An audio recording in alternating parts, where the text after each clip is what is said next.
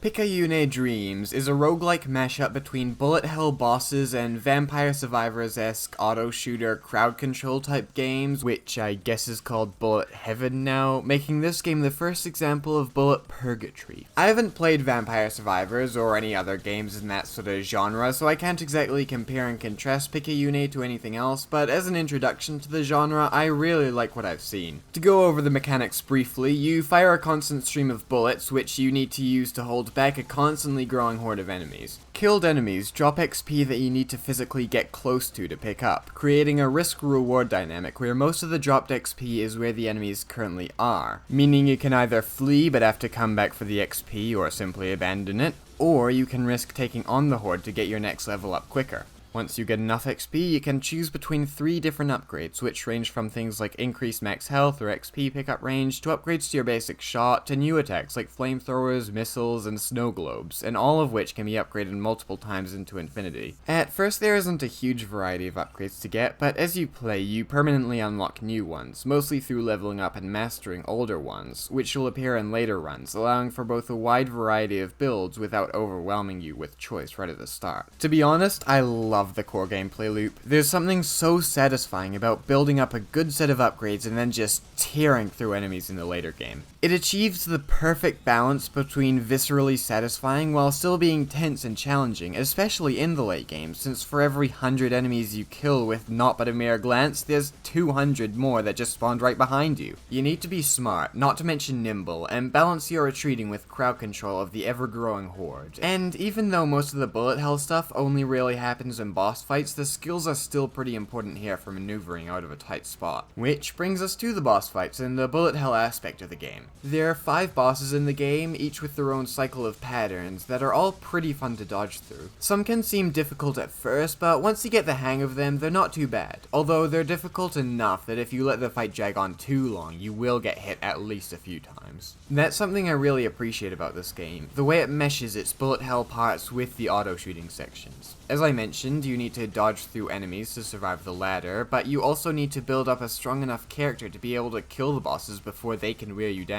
I guess for more experienced bullet hell players, it will get a bit boring since getting hit at all probably isn't much of a worry, but hey, you can always try a flawless run. The way the game handles its roguelite elements is probably one of its strongest aspects, especially in the early runs. First off, dying means you can see what new upgrades you've unlocked, but there's also a skill tree, and you unlock story scenes after beating a boss for the first time, meaning dying can give up to 3 different rewards, whether they make future runs easier, more diverse, or simply give bits of story you can follow. Even the way achievements appear on screen, where they only unlock after you die, means that dying in a good run never feels just disappointing, cause hey, even if you died, you still managed to do all this stuff. The effect does wear off as you get nearer and nearer to your victory run, once you've unlocked all the skills and upgrades you need and have seen all the story scenes unfortunately, and this endgame problem is only exacerbated by the repetitiveness of the early stages. You can double game speed with Q, and there is a lock-on, which makes the early sections a little better, but even so, they can still drag on. Other than that, though, I really don't have many issues with the gameplay. The story's really good too. It's presented through these top-down, RPG-style memories, the aforementioned story scenes dropped from bosses, giving not only a tangible reward for making progress in the game, but also providing a slower, cooling pace after a run that was probably pretty stressful. There is one issue where if you beat 2 bosses for the first time in the same run, you only get the memory of the first one, but I guess there isn't any other way to do it without totally killing the pace. The memory sections are really atmospheric and give me strong Yumeniki vibes, although, and I won't go into too much plot detail, the last cutscene in the game is really depressing. It basically boils down to your character saying, "Hooray, I saved the world from alien invaders. Now if only I could do the same with a climate crisis or nuclear weapons, but I can't, so I'll just have to die." And all the plot points established in the memories go unresolved. That last part's kind of a non-issue since I'm basically 100% sure there's some secret good ending somewhere that resolves all that, but even if there were a Silent Hill 2 dog ending, that still doesn't resolve the reality check you get from the bad ending. Also, completely unrelated, since I don't know how to tie it to my last point, the music in the game is really good.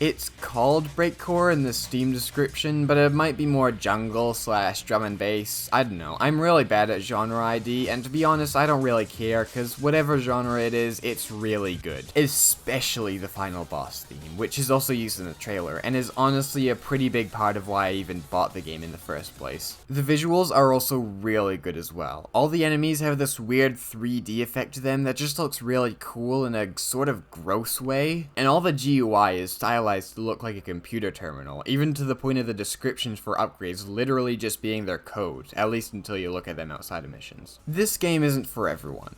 Hardcore bullet hell fans will be disappointed by the relatively simplistic patterns compared to other games in the genre, while fans of Vampire Survivors and similar games might be put off by the less casual, more active parts of the gameplay loop. But for everyone in between, or fans of one genre who don't mind a bit of the other, all you need to know is that this is a good fucking game.